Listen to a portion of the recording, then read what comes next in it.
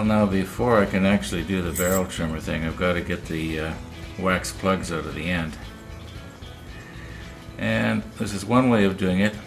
I wouldn't try it like this if the plug was recessed away down inside, because then there's a chance that when I push it out, I'm also going to break away the end of the wood, you know, depending on how well it's glued in there. But anyway, I've had this hammer here for just over 50 years, or about 50 years. It was one of my original tools. I've got a lot of old hand tools that are quite old, and mind you, anything that is 220 volts is within the last, I guess, the last 10 years.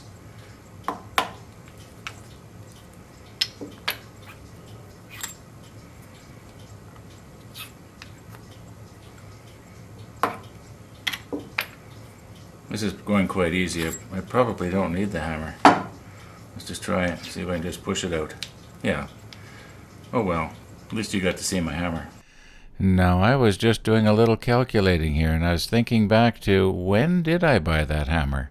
Well, I bought it in the winter of 65-66. So that's over 50 years ago. Now, that's really hard to believe. I remember when I got it, it was being advertised as having an unbreakable handle. And I remember the guy in the hardware store says, well, it's made of fiberglass, and fiberglass like that is actually stronger than wood. So I bought it.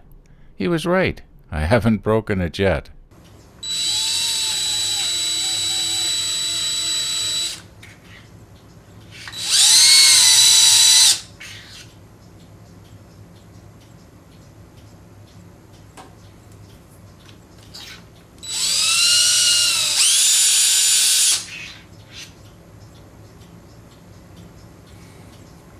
Doesn't take very much when you've already trimmed them down on the table saw.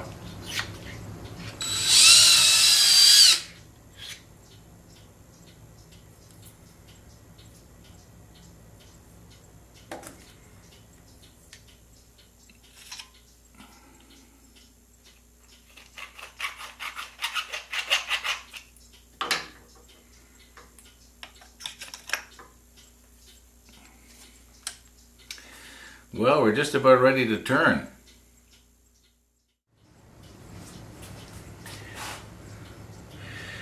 Well, I guess it doesn't really matter which one we do first here. Just grab the first one.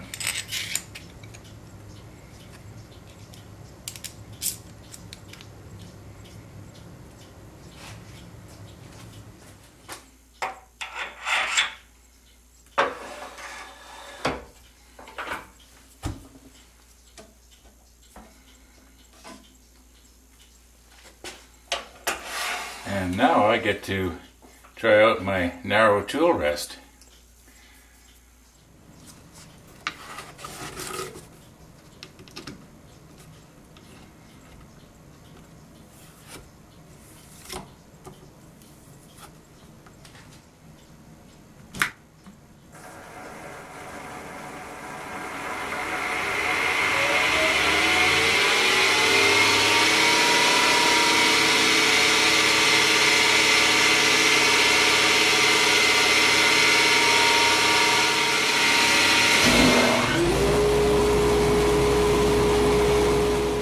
Now, for you who said that you like to watch this in real time, well, this one's for you. And for those of you who don't, well, I hope you know where the fast forward button is.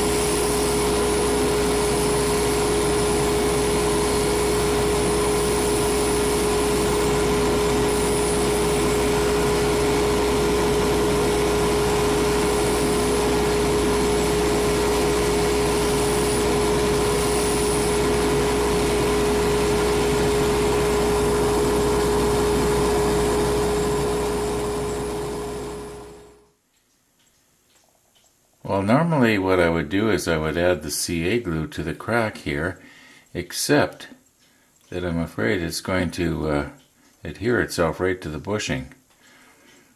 So now right there, it is filled with CA glue. This crack right here, it's actually got CA glue in it. But of course this one doesn't.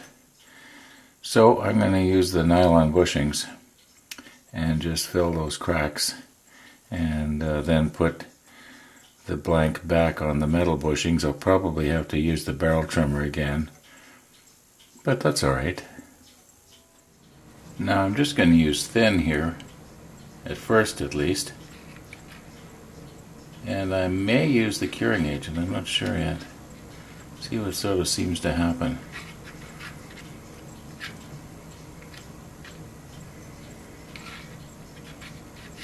I think those cracks are already filled.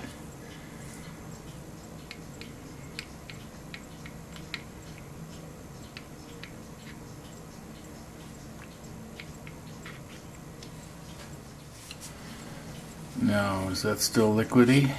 Yeah, a little bit. I'll put a little bit more on.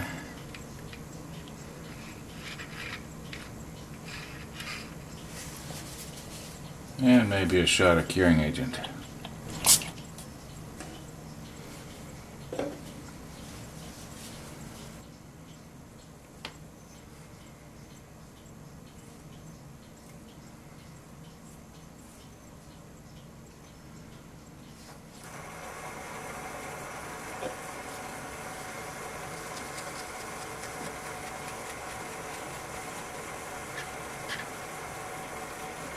Now I don't want to get this on my fingers.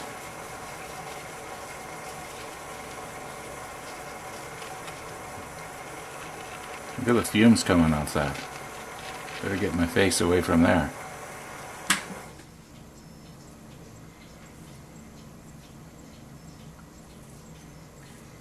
Okay, I think I'm going to put it back on the metal bushings now and turn it down a little bit more and see what we got.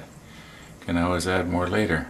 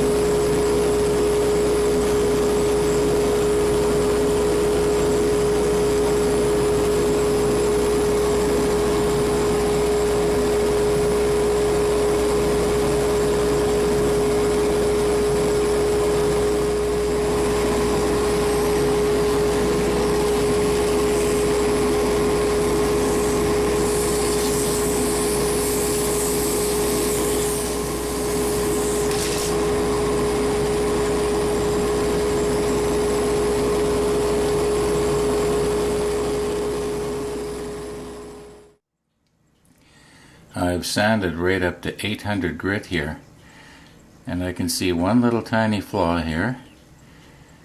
I don't know if I should try and fill that with CA and then resand, or maybe cover it with the clip. I think I'm just going to cover it with the clip. And the other three I'm going to do an extra good job on. And this is the one I'm going to keep for myself.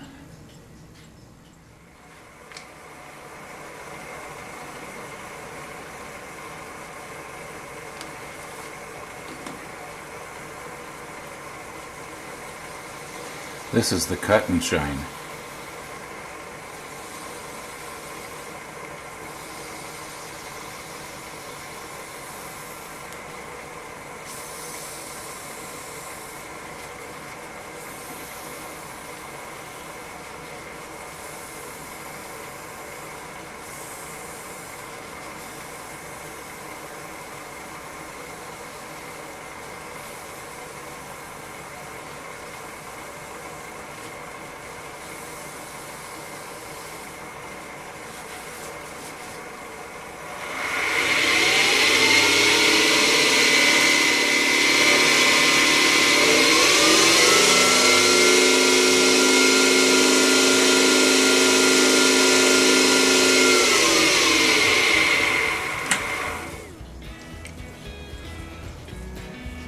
And as I've said before, it's not going to look a whole lot different from what you see it right here.